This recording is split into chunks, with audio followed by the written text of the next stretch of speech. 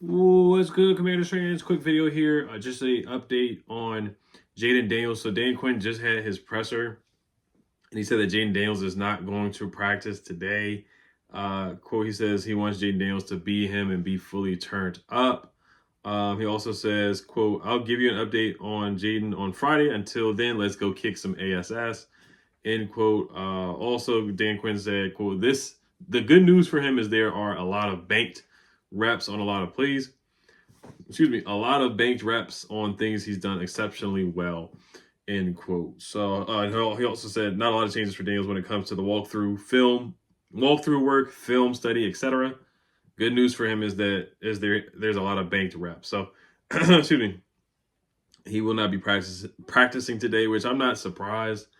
Ian Rappaport on NFL Network yesterday said that his status is in doubt. I did see that, so I don't know if Ian Rappaport has more of an inside scoop on this on the update on the injury status of Jayden Daniels. But me personally, I don't think he's going to play on Friday. That's just my opinion. Like I said, I'm not there. I'm not a doctor and all that stuff. I'm fine with that, honestly. If he doesn't play on Sunday, as long as he's back by the Giants game the week after, so we can just beat up on the Giants, take care of them. And I think Marcus Mariota, we still have a really good chance to beat the Bears with Marcus Mariota, but I do not want to rush Jayden back. But, is he fully healthy? I feel like if he was fine, he may have played, but there's still a chance because if you look at the previous quarterbacks that did have rib injuries, Justin Herbert didn't miss any games. Tua missed 3 games. And then somebody else had a rib injury that, where is it? It was Tua, Justin Herbert, and then there was another quarterback that got injured too, had a rib injury, but I can't remember the guys. Can't remember the quarterback's name right now, but it was 3 other quarterbacks that had injuries, rib injuries, and they ended up playing the next week. Like they didn't two guys didn't miss any games the following week, but Justin Herbert, he had like a longer time to come back. But you look at Dorrance with his rib injury, and Dorrance has missed a game. He's missed at least one game. He missed basically like a half. But I really want to find. I think it was Trevor Lawrence. I think Trevor Lawrence was the other guy, the other quarterback that didn't miss any games. It didn't miss any games. Oh, it's Derek Carr. I found it. Derek Carr in 2023 last year. He fractured his ribs and he missed 0 games. Justin Herbert had torn rib cartilage, no fractures, 0 games missed. And then Tua had fractured ribs and missed 3 games. So we'll see what happens with this. Dan Quinn said he's not going to wear any flak jackets or anything like that, but it's just something to certainly keep an eye on. I know Bears fans are hyped up about this game. I'm hyped about the game too. It's a big game. This is 2 franchise quarterbacks. I feel like Jayden, of course, is going to be a franchise guy. I think Caleb Williams has a good chance to become a franchise quarterback. And then just all the nonsense that Bears fans have been talking. Jayden lives rent free in Bears fans. Bears fans are just so upset because Jayden's the better quarterback. And he probably will be the better quarterback throughout his career too.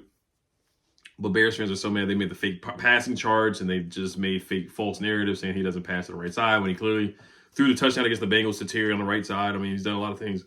Throwing the ball down, excuse me, I gotta sneeze. Throwing the ball downfield on the right side, and the pass against the Browns, the touchdown pass to De'Ami Brown was on the right side, and then he threw a touchdown pass to Terry on the left side against the Ravens. So, I mean, like, the big pass to Terry on Cam Taylor-Britt was on the left side against the Bengals as well on Monday Night Football. So all the narratives that they try to make with making fake passing charts and stuff like that, they get so upset because we voted for our guy, and they didn't vote for their guy on the Pepsi Rookie of the Week. So they're just so upset that, Jayden's the better quarterback right now.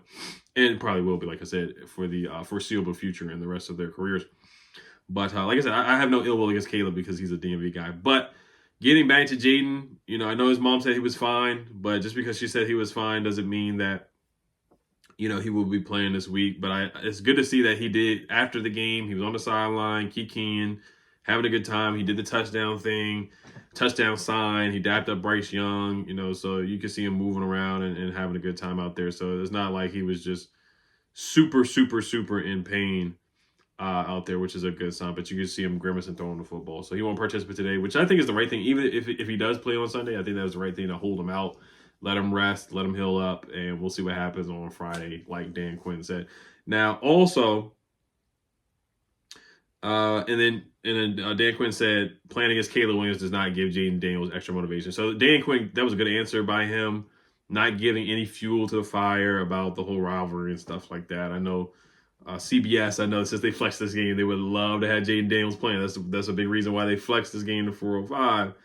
But like I said, I have faith in Marcus Mariota. I think he did a good job last week. We know he did a good job last week, and I think he's capable of keeping us in the ball game or even winning the game against the Bears this weekend. I was looking at some numbers for the Bears too. Caleb Williams, he's awful on third downs. He's been awful this year, except for the 2 games against the Jags and the Panthers. They are 21st in third down conversions. They convert about like 35% of their third downs, which is pretty darn awful. And our third down defense is getting a little bit, our defense in general is getting a little bit better. Slowly but surely it's getting a little bit better. So I think third down is going to be key. That's an obvious key.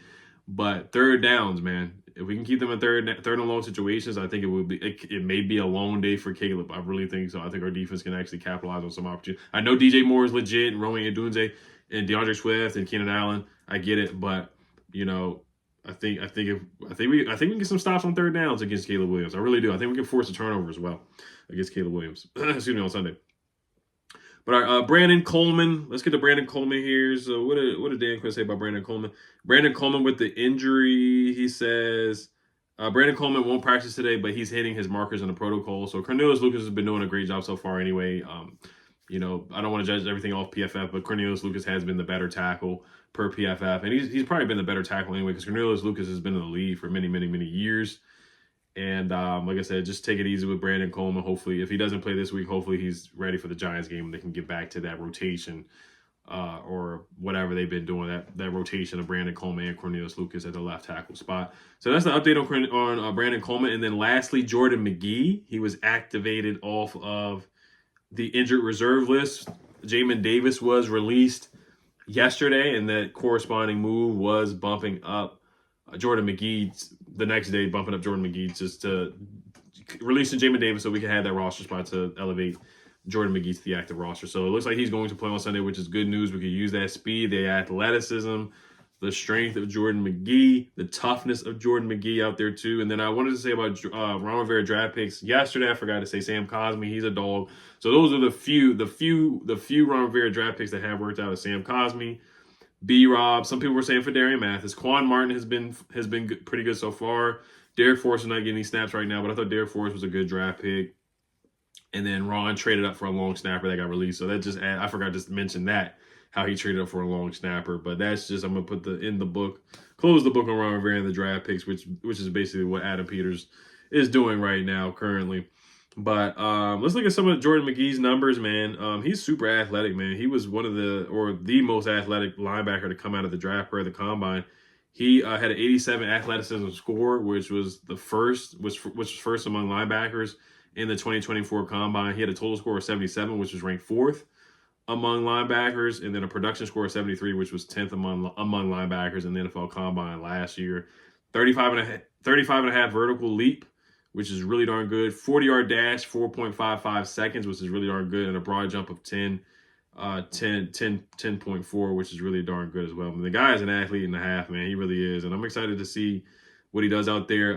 He was first in the 10-yard split among linebackers, 3rd in the broad jump, 4th in the vertical leap, and 5th in the 40-yard dash among all linebackers. That's how athletic Jordan McGee was. And he had a single-digit number, which is legit at Temple. Like, you don't get a single-digit number if you're not a dog at Temple. You just don't. He has a knack of getting to the football, getting to the quarterback. He could be another steal by Adam Peters, a mid-round Dre Greenlaw type of linebacker draft, or Fred Warner with the Niners. He could be that kind of steal, So, I'm excited to see. And John Kahn had a write-up about him too, about Jordan McGee. I'll read real quick. And then, of course, the Commanders draft room, I forgot what they called the nickname was when everybody stands up and says a player that they really want to draft. Guys were banging on the table for Jordan McGee in the 5th round. That's how much they wanted him. And he had a lot of, he was getting reps with the ones in minicamp. Before he got injured in training camp, he was getting reps with the ones. So I really think he can help this defense out for sure.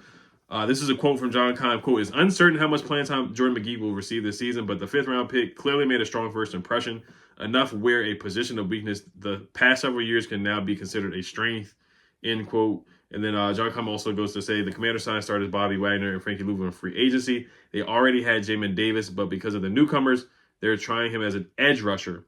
McGee is part of the reason for the optimism. They like how he played in coverage this spring. They also believe he showed he can be an effective blitzer. he's someone they're excited about for the future. So that was John Comm saying that he really stood out in minicamp. He was the minicamp surprise back in March or April. So let's see what Jordan McGee does, man. I'm excited, man. And he can give Frankie Louvu a break out there. He can give Bobby Wagner a break because they played a lot of snaps, which is what, we need those guys out there. But just to give those guys a break with Jordan McGee being a rotational linebacker out there too, learning under Bobby Wagner, learning under Frankie Louvu. I think Jordan McGee will be in a good spot. He'll be really good on special teams, I feel like, too. So I wouldn't have high expectations for him starting off. But I feel like he'll probably contribute to special teams more to start off with the first 1 or 2 games, and then he'll get some more reps going on. But he got injured in like the first series of the preseason game against the Jets, I believe. So, but all right, you guys let me know what you guys think. As always, Hail to Commanders. Peace.